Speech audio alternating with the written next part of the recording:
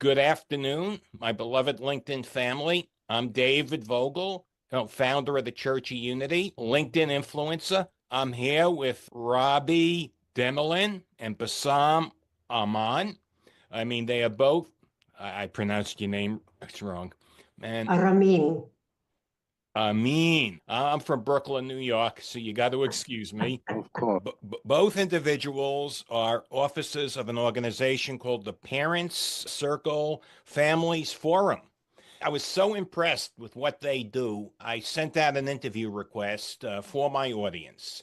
Everybody who belongs to this organization is bereaved. We are now more than 800 families, and something quite extraordinary. Since October the 7th, only 3 families have left, and we have obviously a lot of new families since October the 7th, both Palestinian and Israeli. I think it's almost a miracle to say that we've continued working ever since then. We never stopped.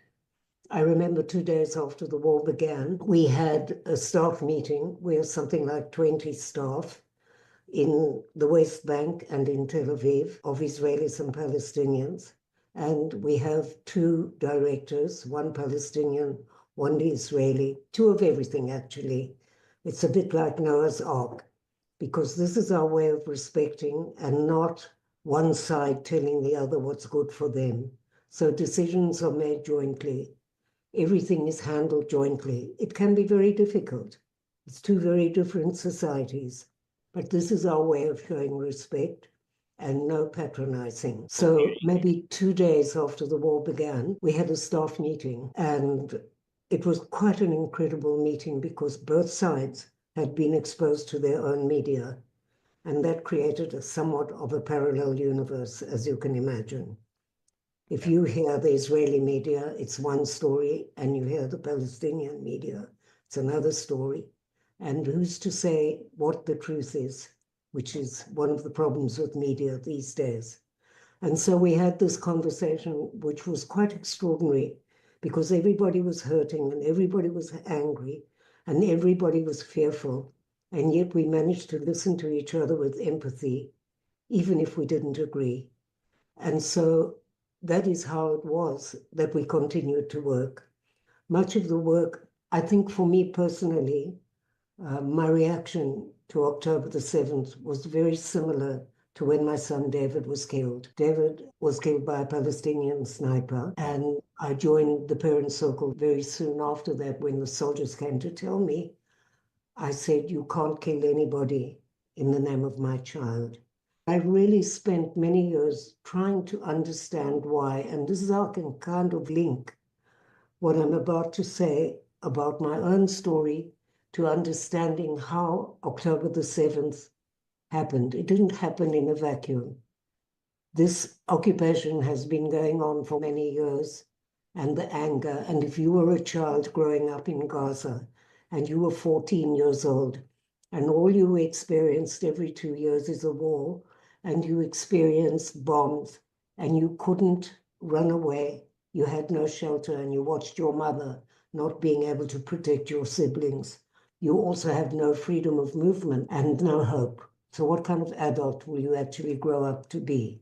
And then if I look at the children who grew up on kibbutzim surrounding the area, they thought they were invincible. But then on October the 7th, they learned another story.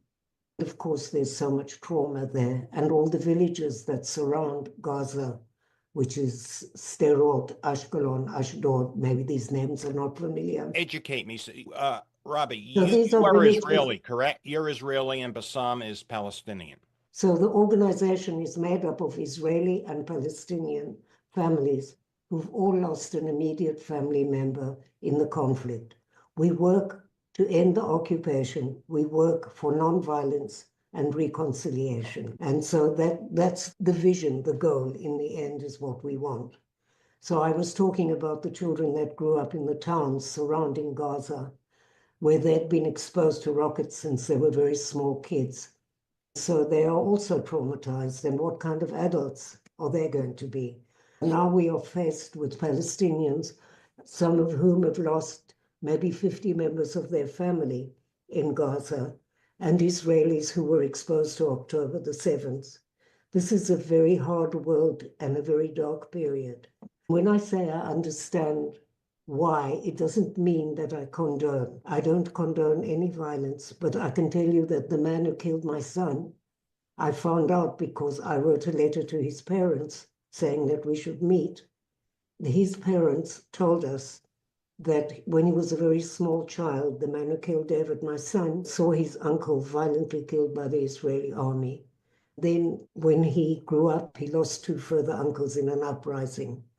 That's the reason, that's what's called taking revenge. Didn't know what revenge is, so he's now spending probably most of his life in jail because they caught him. When you understand why people do things, then maybe you can correct them. I don't know. We have a wonderful group of young people who go to our summer camp every year. We have been banned from schools of late because of the government, but we are Excuse me, fighting that in court. did you say you're banned from schools? Yes, from An schools. organization of peace. You Yes. made up parents had children on both sides killed, and you're advocating for peace, and you're It's not saying the only government of parents. The government of Israel banned us from schools. We had been working in schools for something like 18 years. So we took them to court and actually we won. Then it started up again recently. So we have to go back to court. That's part of the work that we're doing. I want to give Bassam a chance to talk, but then I want to tell you about a project which we created with Georgetown University in Washington for the American public because of all the polarization that is happening. Maybe Bassam could introduce himself in the meantime. Well, it's a pleasure and an honor to have you here. I read your background. You had a child that was killed by an Israeli soldier, yet you're sitting with people on the opposite side and you're trying to make peace, and that's so admirable. I am really a fan. So why don't I let you talk because it's just wonderful that you could sit and break bread with the people that, from your perspective, killed your son. Daughter. I'm sorry, from the Thank you. people that killed your Yeah, daughter. I lost my 10 years old daughter back in 2007. But I started to be peace activist 2 years before I lost my daughter. When I was one of the co-founders of Combatants for Peace, which is ex-Israeli soldiers and ex-Palestinian prisoners. We create Combatants for Peace 2 years before. Then after 2 years, I lost my Abir, my 10 years old daughter. She was my third child. I want to say that only on crisis or in the wars, you test your loyalty to your way, to yourself. So we are very determined to continue our way. Our way is to live together, to exist together, because this is our right to exist. No one will disappear. And because, especially because we lost our beloved one, we don't anyone to taste the same feeling. It's ongoing pain. It's forever. It's before and after. Then after decades, we will look back to ourselves as savage, as crazy. For what? So for the people who did, for their memory, we want to make peace. So everyone can enjoy peace. The parent circle, as Robbie mentioned, she said 3 families, which is like a miracle that we continue to talk to each other, we continue to work together. It's the opposite. We gain more than 80 families, Israelis and Palestinians. Their pain is fresh, just happened now. So this is the humanity. This is our message in the parent circle that we can be together. We have the same destiny. We do our best, everything we do, so we can look into the eyes of our sons and grandsons that we did our best to achieve peace. And this is what we are doing through a lot of our projects. And their goal is to make a crack in this wall, to spread a message of humanity that we can live together, we can exist together. It's not a theory. Here we are together, side by side. So you can imagine when Robbie mentioned that we are banned from going to the schools as a That's peace unbelievable. organization. Yeah, this is the policy that we face. We are very dangerous. We consider to be fanatic, to be terrorists, to be traitors, because we talk about peace and reconciliation. It's against Excuse the me. The government is saying you are a terrorist, Yeah, your yeah, yeah. organization, because you're Yes, advocating for peace. absolutely, yes. Not because I want peace, because I'm a terrorist, because I want to poisoning the minds of the kids. It's against the education system that they never know the other side. So this is also kind of democracy. We cannot ignore that. So this is the difficulties that we face in spite what's going on in Gaza and also the West Bank. We are under direct military brutal occupation with the settlers in the West Bank. They act as gangs, protected gangs. There is no laws. In spite of that, we believe in our way. We believe that as Robbie have the right to exist, I have the right to exist, and we are not going to disappear. It's the opposite. For the memory of our beloved one, we must make peace and stop this bloodshed. Oh, you're preaching to the choir. I'm for unity. I'm for peace. I'm an ordained minister. I talk about peace and unity every morning at 7 a.m. And it just amazes me because you're an organization that is made up of Israelis and Palestinians.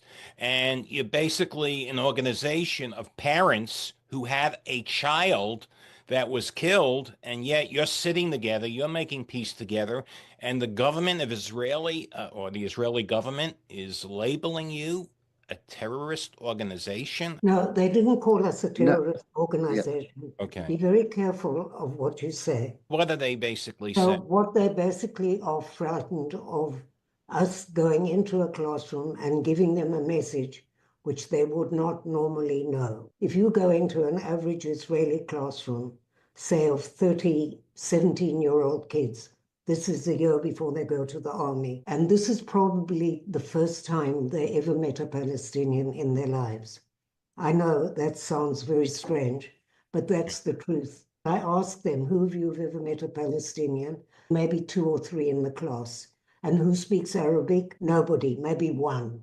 And who's been overseas? Most of the class. So you see, there's this total cutoff. And that, in the eyes of certain parliamentarians, is dangerous. That we should come and show the humanity of each other. But I really wanted to talk because you have an American audience and because you do what you Yes. do every morning. I wanted very much to give you the message of how we are dealing with what's happening on your campuses and what's happening in polarization in America, because you are a very important country. We need a support that isn't an importation of our conflict into your country by you becoming either pro-Israel or pro-Palestine. You aren't helping us by that. You are just creating hatred between Jews and Muslims, even if you don't think you are. That's the end product of the importation of our conflict. And so we had, after October, hundreds and hundreds of people turn to us because we're an organization that brings hope. So we didn't know exactly how to handle all of this because it needs a huge amount of manpower. We couldn't go running around the whole of America all the time to give dialogue meetings. So we have been mentored by Georgetown University for many years. They have been a partner there. It's a wonderful university. So I went with a Palestinian to talk to the World Bank because they have a similar problem of the Jewish staff and the Muslim staff not talking to each other. So they are in Washington, so it meant we could go to Georgetown. When we were in Georgetown, we asked the president if he could help us create an online education program which could be open to the whole public.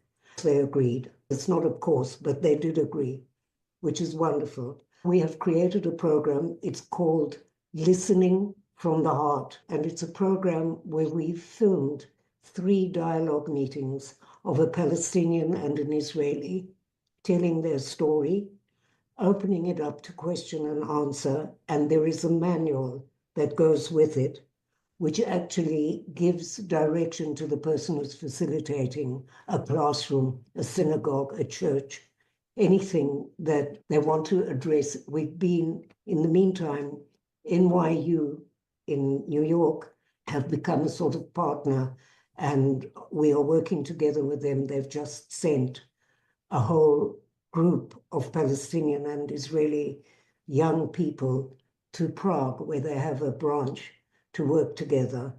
We have been to Harvard and to Columbia and to all the difficult universities where there were campus problems. Our message works. There is a website. You can open the website. I'd be very grateful if you would put that on your podcast. Okay. It's called Listening from the Heart. From Sorry. the We've been working, actually, the Federation of Teachers in America endorsed the program, which is great because it means we can go to schools and to many campuses, public schools and campuses. That's working very well. I will send you a background of this whole listening from the heart because I think that if people recognize that people like Bassam and I can sit in a room together and look for a way to end this conflict, then surely that should be an example for them. Absolutely. We all want peace. Let me ask you this. What is the solution? We all don't want peace because if we all wanted peace and we really meant it, there's a price to pay. So, it's all very well. You don't have, if you live in New Jersey, you don't have to compromise. But peace is not just a word. It's getting up every morning and being determined to do what you can, to understand, to try to make people realize the consequence of war, because people become numbers. Thousands of people have been killed in Gaza, thousands of people also in Israel, many more in Gaza, and many in the West Bank. But I promise you that all the people that are so concerned with the war and want peace wouldn't be able to give you the name of one child who was killed either in Israel or in Palestine. That's for me a very important thing because we are the consequence of this madness. The new families from October are so filled with enthusiasm to end the war, and that is so admirable because they lost their families. They were talking out to end the war something like 3 weeks after their family were burned to death. Or in Gaza, they lost 60 members of a family with one bombing. So, David, you ask what's the solution? Yes, sir. And before we answer, we need to know what's the problem. If we understand what's the problem, of course, we will talk about the solution. The problem is we have a military occupation, occupy the Palestinian land. The solution only by ending this occupation. Otherwise, believe me, we can continue killing each other another 3,000 years. No one will give up his freedom.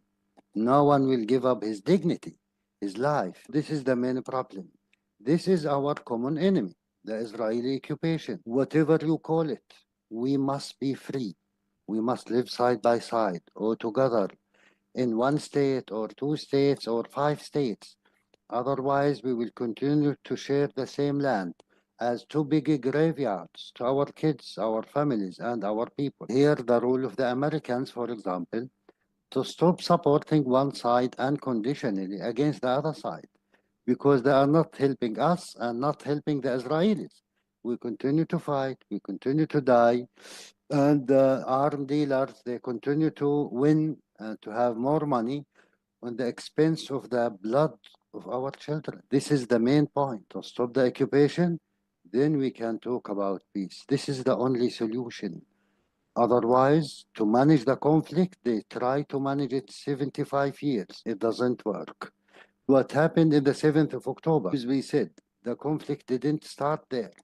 It's for us another wave. It was unbelievable. No one expected, but we always expect something bad will happen. Something will blow up in our faces as long as we didn't solve this problem.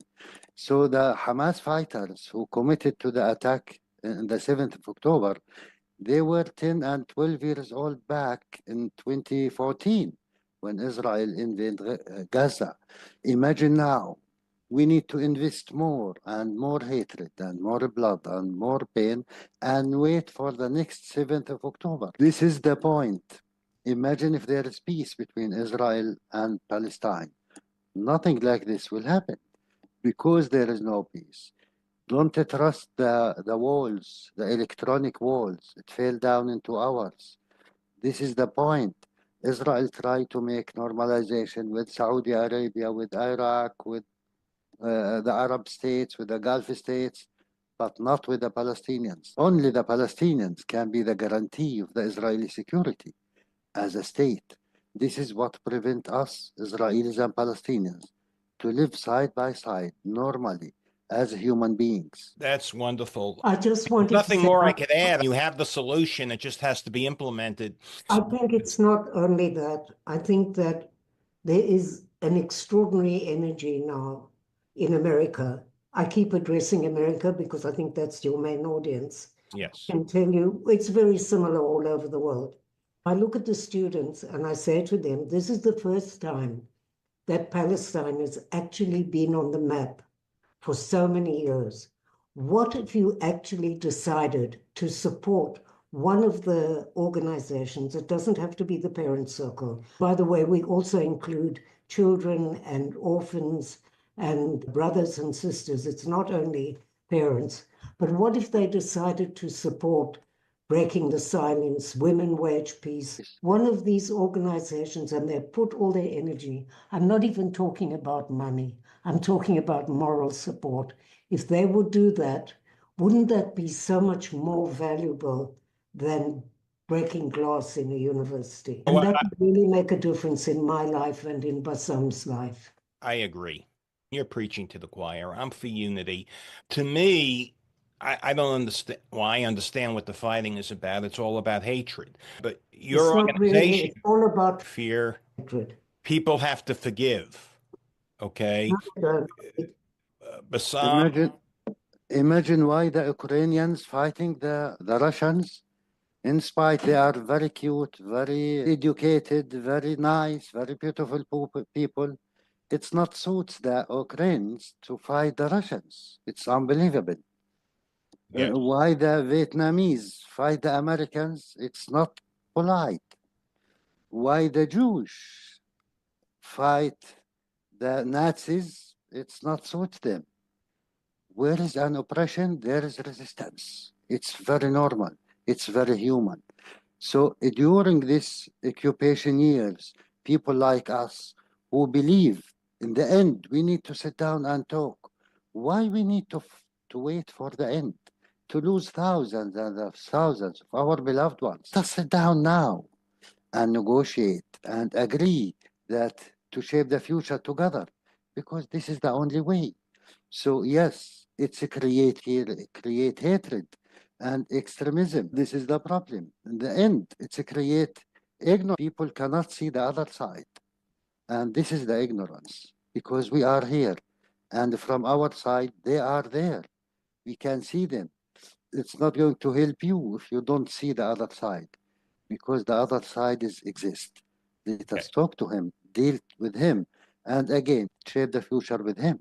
I agree. Before we go, is there something you would like to add? Why don't we have each of you just close that in about 60 seconds? So I just wanted to say something about forgiving. Okay, it's not a prerequisite in our organization. You have to be aligned to ending the conflict, to ending the occupation, and to nonviolence. And the vision is to create a framework for a reconciliation process to be an integral part of any political future peace agreement. That Bassam and I have decided to pursue the quest of what is forgiving is a very personal journey, but it's not forced on anybody. If people know about the conflict, they would also understand that 90% of the Palestinians would not have a clue who actually killed their child or their family member. So forgiving is personal. It's not part of what you have to do in this organization. Thank you, And Robbie. I Would you will like to add something? quote Martin Luther King always. He says, in the end, we will remember not the words of our enemies, but the silence of our friends. Never keep silence. Always fight for human rights, for democracy, for the human value, for everyone. Thank you. I thank you for allowing me to interview both of you. Again, it's an honor. It's an honor for us. Thank you so much. Thank you. Thank you very All much. the Let's best. pray for peace. Indeed. Amen. Amen. Have a